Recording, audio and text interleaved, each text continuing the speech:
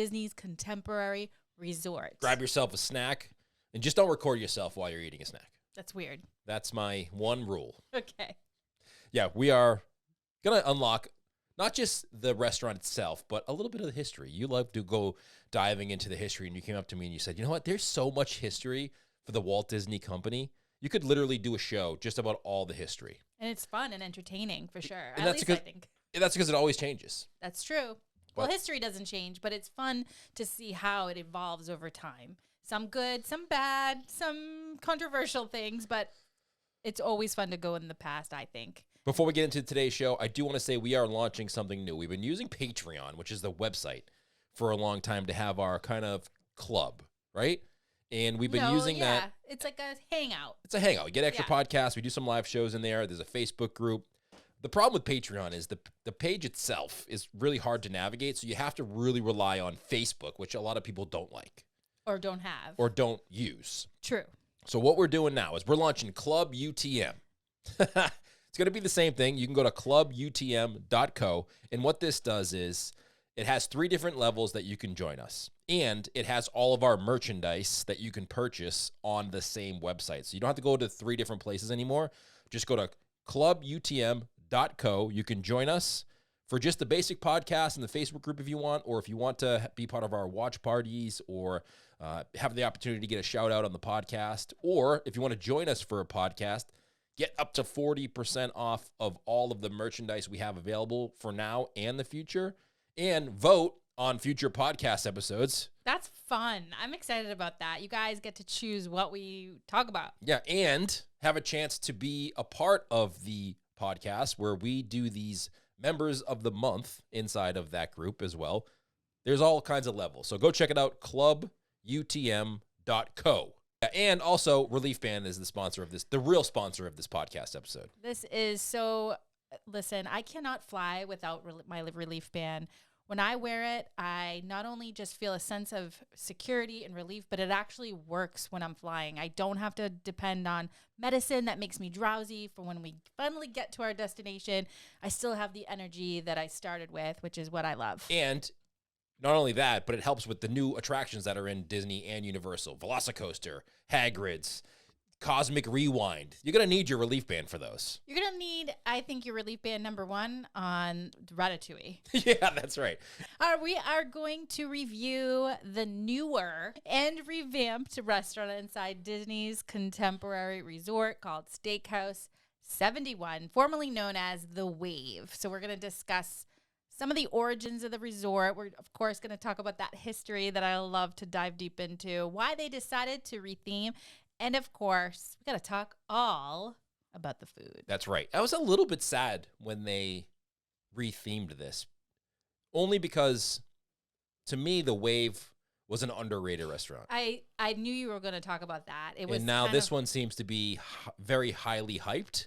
Yes. Which tends to lead to overrated nation.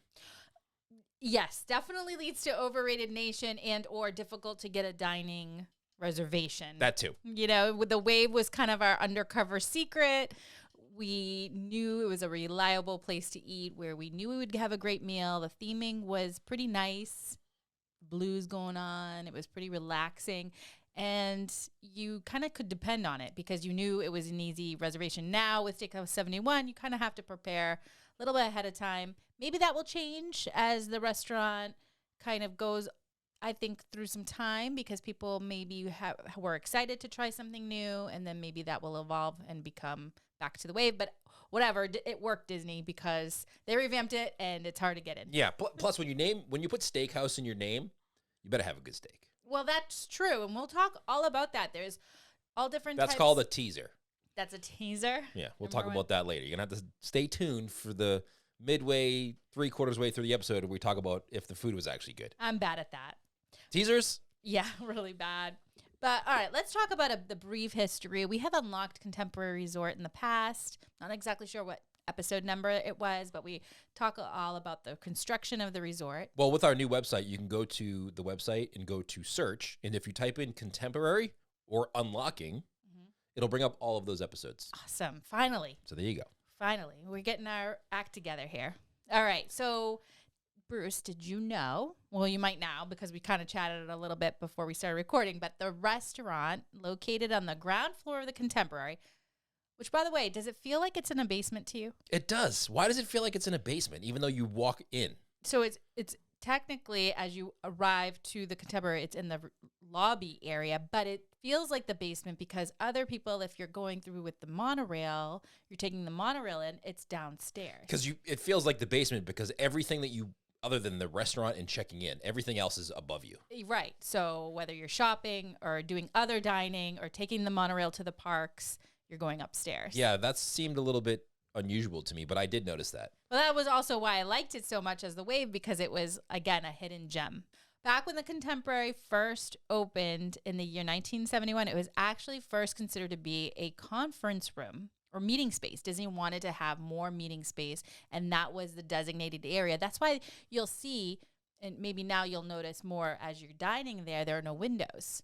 So it was if you think about it, like a meeting space in any kind of conference room, it doesn't have windows. Why don't conference rooms have windows? I want to see the outside world. Maybe does it distract people? Probably distracting, and it probably is cheaper to build without windows. Definitely. So that's how they could add more of those meeting spaces in these types of rooms.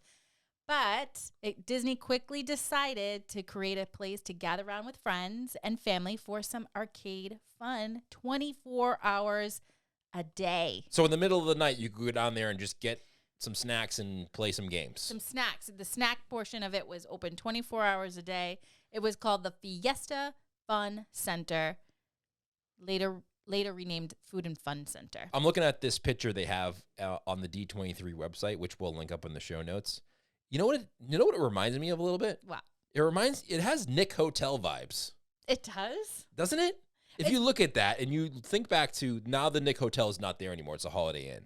But the Nickelodeon Hotel we stayed at when the girls were there, they had this cafeteria where they had a game room that was similar to this. And then they had a theater off of that. And everything was kind of centrally located in that cafeteria style lobby. And this reminds me of that so much. Well, you're looking at the revamped Food and Fun, but the first picture actually is you can see like a couple of teenagers there playing, I think it's skee ball maybe. Yeah. That is when it was the Fiesta Fun Center. And I'm just obsessed with the retro look. I love the fashion. I'm really into the 70s right now. It's kind of been my 60s and 70s fashion, clothing, design, architecture, all that. Hold on a second. This first picture looks like a conference room that they just stuck games in. It needed a makeover. It's got like bare walls, very bland carpeting or flooring. And it very much looks like they went and said, you know what? This conference center is not working out. Let's just put some arcades in here. However, you'd be surprised. This was the place to be. A lot of locals, a lot of people visiting the Contemporary Resort have fond memories of visiting this Fiesta Fun Center because there was some state-of-the-art stuff happening. And don't forget, that era was when arcade games really made their debut. So they were really super fun. It's not like it is today where kids kind of overlook, I think, some of the arcade spaces. Were roller skates required? No. Oh. But the shorts with the high knee socks definitely seems like it was. The high tube socks with the colors on the top? Yeah, if you go back and That's you great. look at some of it's just perfect and classic, and I absolutely love it. But they offered pinball machines, video games, and a large shooting gallery was there that was really high tech for the time. Like the one they have in the Magic Kingdom? Yeah, something like similar like that. And a theater that showed Disney movies all day some for free, but also others for $1.50. That's not bad. In 2021, Disney stated that the Wave restaurant will soon close to, quote, make way for reimagined dining experience in time for the Walt Disney World 50th anniversary celebration. So that's when they also decided that, hey, let's redo this restaurant.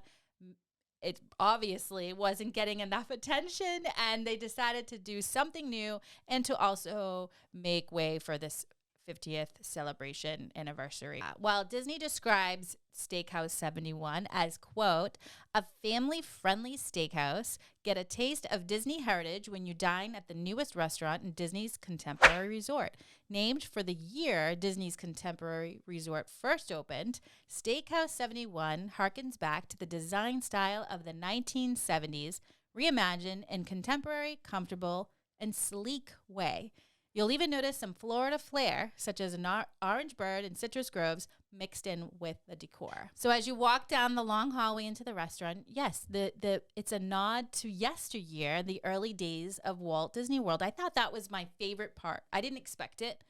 I went into this restaurant with zero expectations. I really didn't do any research before we went. I mean, I knew it was a steakhouse, and I've heard great things about it. I obviously knew about some of the menu items along with the steak, but I didn't know the decor they were going with. So I have a photo right here, or a video that we recorded when we were recently there. Mm-hmm. And it does have that 70s vibe to it. Yeah. The wooden steak legs on all of the furniture, the chandeliers that kind of almost look like molecules that are hanging from the ceiling, Groovy. And the wood paneling. So it does have a 70s vibe to it. It's sleek, and it's that mid-century modern, which it has made a huge comeback because that is a great design, and I'm glad it made a comeback, although I wish I didn't get rid of all my mom's stuff that was mid-century when it wasn't as popular as now, because it is expensive. And the reason why it's so expensive is it's usually made with great quality. It looks really tailored and rich, and I think that's the essence of the restaurant that it gives. But let's talk about that hallway that you said that kind of slopes down, and you have the artwork of the older Walt Disney World you can go through that hallway, and then throughout the restaurant you'll see pictures on various walls. So yeah, it's the pictures of Disney's past. Yeah. Walt Disney talking about Epcot. There's that famous image of him standing next to the Epcot poster, and he's talking about the scale and how big Epcot's going to be. And then just the history through building out Epcot, building out Magic Kingdom rather, and all of the resorts and in the park when it opened. It's a lot of history in those photos, and it's really cool to kind of just stand there and look at them. The only hard time I had is the lighting is not the greatest. It's dim, and it's really hard to take any good quality photos or videos of those old photos. Yeah. I tried, but you have the glare, but I wish I arrived a little bit earlier than our reservation time, because I didn't expect to see all those, and I wish I had taken a little bit more time. I mean, I did at the end, but I was really impressed with the fact that they went back to yesteryear. Like I said, it's really great to have that history. I think it kind of helps people realize why they're there and where it all started. All right, let's get into the actual experience of the dining that we had. Things that we loved, we'll share. Okay. And then maybe just to kind of round things off, so it's equal, because there are always some negatives to pros. Well, let's talk about things we love first, and we'll end up with things we change. First of all, I gotta say, our server, cast member, Kaylee, shout out to you. Cast member compliment I want to submit, was really knowledgeable and super friendly. When your server is, first of all, knows what they're talking about, and is very bubbly and friendly, it makes your experience so much better. We had questions about certain menu items. First of all, I couldn't pronounce some of the things that I wanted, like sauces that were for the steak. Yeah. And very easily, Kaylee was able to describe it, not only tell us what was in it, but also describe in her own words you could tell she tried the food, was excited about certain things. Yeah. And could really guide us to what she thought would be the best fit for us. And I liked that. Yeah, it's hard to read a menu item and say, oh, you should try that. But when you actually have experience eating it and you know what it tastes like, you can explain it a lot better. Right. Multiple ways. Not just what the menu says, but you can say, yeah, all right, it tastes kind of like this. Yeah, like I can read the menu and get an idea, but it's great to have someone like that to really get you excited, or maybe turn you towards something you might not have considered. Right. I love that. So that first off has to be mentioned, because I thought that was incredible. Next thing I loved was, and we already talked about this in length, but I really loved the decor. I thought that mid-century modern look really complemented the interior. It doesn't make you miss the fact that there are no windows or anything. I got the bacon and eggs appetizer. Wow. That appetizer is so good. All right, I think we need to talk about that a little bit more, because when I first saw that on the menu, I remember that used to be also the option at the Wave. Yeah, that's one thing I'm glad they kept. So glad, because it was such a unique item. And at first, when you look at it, especially for a dinner appetizer, you're not necessarily excited to try it. It's not necessarily the first thing that pops into your mind, especially after seeing, like I said, French onion soup or fork and knife Caesar salad. But this is maple lacquered pork belly, smoked cheese grits, and what they say a perfect egg. It doesn't sound great, to be honest with you. When you read it, it doesn't sound as good as it is. No. Somebody actually said we have to get it back when the Wave was there. They said, if you go to the Wave, you got to get this. And like I said, when you read the menu and you read the description of it, it doesn't sound great. But I'm telling you, it tastes so good. I had the French onion soup, which I thought was delicious. Rich beef broth, beautiful cheese on top, and crouton. Some people have said mixed reviews, I guess, on the French onion soup. I'm a huge French onion soup lover. To me, it's just a really great way to start your meal. It can be a little hearty with cheese, but hey, you're in Disney. I thought it was really delicious. Let me just mention quickly, because I don't think I said this earlier in the show. This particular restaurant does offer breakfast, lunch, and dinner. We ate for dinner, and you can eat during lunch. I believe the lunch is a little bit more sandwich friendly.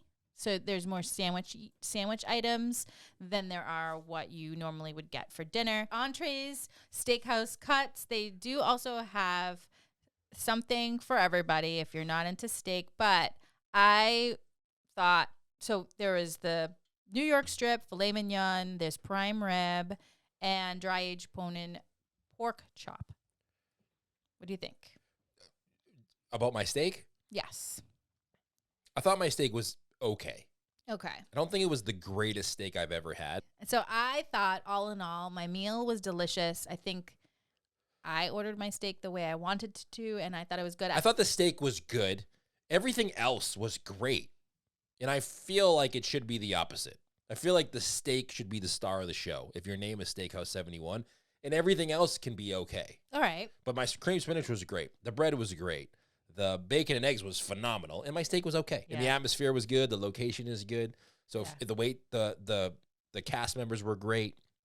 So overall, it was a great experience. The only thing that dropped it down a little bit for me was the steak wasn't as good as I thought it was going to be. One thing I want to make note is that the Contemporary, whenever you're going there for dining, visiting, or whatever, they are very strict here when it comes to parking, because it is right next to the Magic Kingdom, and they prefer you not to kind of cheat the system and park there and go to the Magic Kingdom. They're very aware of that, so they do check your reservation name. They do. I mean, it's a very lengthy kind of process to go through, because you're kind of nervous. You're like, I'm not doing. I know. Why do I feel like I'm getting interrogated when I go up in line?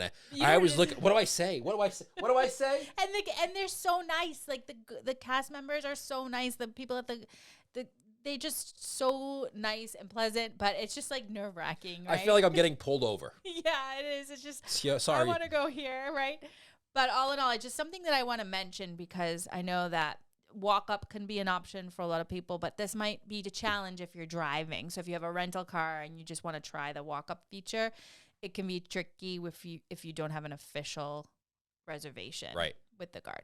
All right, let's talk about things that we would change.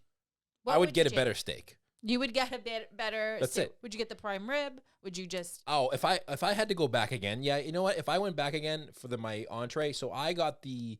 I'm trying to look here on the menu and tell you exactly which one I got. I think I got the 10-ounce New York strip. Mm-hmm. I think next time I go back, I would definitely try the 12-ounce roasted prime rib. Wait, you got the New York strip. I got the sirloin steak. That's right. Okay, now it's all coming back to me perfect. Because I would either get the filet mignon or the roasted prime rib. I think those are the two options I would choose next time. I gotta admit something. I'm a huge portion person. I like to eat with my eyes. I know it's not right sometimes, and it gets me in trouble a lot. But when my entree arrived, it was the tiniest piece of, and it clearly says 6-ounce top sirloin steak when you're ordering. But when it arrived, I looked down kind of sad, because I'm looking at yours, and then you have a nice 10-ounce, and it just looked so hearty and beautiful, and mine just kind of looked a little sad. Yeah, it did look sad. I'm not gonna lie. But it's all you need. I'm telling you. It's all you need. All I need. I was rolling out of that Contemporary. I would have needed 2 of those. You would have needed 2? Definitely. I ate a lot. It was perfect amount, but I was still so full. And that leads me to one thing that I wish I would change would be I was so full I couldn't try the hugely popular and massive chocolate layered cake that everybody talks about. Which and our cheers. waitress suggested we get, but we were kind of too full. You know what, though? We were going for ice cream, so don't lie. No, you were going for I ice was cream. going for ice cream at the boardwalk after. I waited a couple hours, but I knew later on that night I was going to get an ice cream sundae at the boardwalk, so I was like, you know what? I'll hold off on the chocolate cake. You were good? That was good. I'm really sad because this is layers. I'm sure you have seen pictures all over the internet, but it's layers of whiskey-infused chocolate cake, chocolate mousse, raspberries, and it looks heavenly. And each layer is a different flavor, and it's a beautiful presentation. Not to mention one of my favorites that's also on the menu is creme brulee. It's my favorite dessert ever, and I couldn't have it. I was too stuffed. So that's one thing I would change. Probably wouldn't have ordered the bread rolls. They were too dense, and I think that's what gave me in. Yeah, just do one. You don't need the appetizer and the bread. If you don't want to get an appetizer and you want dessert, maybe get the bread, your meal, and a dessert. Not appetizer and bread and your meal. I'll try to. I think that's where we made the mistake there. Yeah, I also eat with my eyes, so that's a problem. And then the next thing I would change is part of the decor. Actually, even though I talk a lot about how much I love what they've done, I still wish they had that beautiful, colorful lounge area. Those two spots where you were waiting for your table. That I get it. It's not blue lighting anymore because obviously that was the theme of the wave, right? And kind of had that underground kind of experience under the ocean. They could still do so much, I think, with colors nowadays. It can make it rainbow. To me, that would have been brilliant and perfect, and I would have been super happy. I really wish, and I hope maybe in the future, they might think about adding something like that. It gave this really neat retro glow. Yeah. I think they can do it. I know they can. Kind of like the bottom of the monorail when it goes by with those new colors they added. Yeah, I just want something where it just, again, the something with the lighting. A disco ball? No, I don't. Beads? Maybe beads in front of the lounge and bring back the lighting. Even if it's blue, who cares? It's not the wave anymore, but it still can be blue. It could be a lighter blue or a subtle blue. Yeah, I think that would be cool. And I think really that is the only thing I think I would have changed. I had a great experience. It was a great meal. Even though I thought the steak wasn't as good as I wanted it to be, I still thought it was good. Yeah. And I enjoyed the meal overall. I didn't walk out of there saying I wouldn't go back or I felt it was too expensive. I was like, you know what? I had a great experience. I'm full. Everything that I had was good. I enjoyed it, and I would totally go back again. I was really satisfied. There were so many reasons why I liked it. And then at the end, we got to hang on the infamous contemporary couches. Right. You gotta like digest a little bit. Gotta know. If you know, you know. That's those couches. All right. Well, that is gonna do it. Don't forget our review. Club UTM.co, not com, but co. Not to be confused with Club Tinsel, which is all in my head from the Christmas party. ClubUTM.co. Go sign up for one of our tiers. Join us inside the group, inside the club, and unlocking the magic travel. Yes, if you're looking to head to any destination in the world, please contact us at UTM Travel, Unlocking the Magic Travel. We really appreciate all your support. That's right. And you know how many messages we got? I think, was it last episode or one of the last episodes? We talked about renting out one of the parks at Disney. Yes. Like something we're going to look into. We are still waiting on Disney to get back to us. They're so slow with They are that. Drastically slow. I don't know what is going on over there, but you have to follow up with them at least a half a dozen times. They're pretty. We like to move fast. We're from New England. If Yeah. you don't move fast, you get life passes you by quickly. So we're not used to that. But hang tight.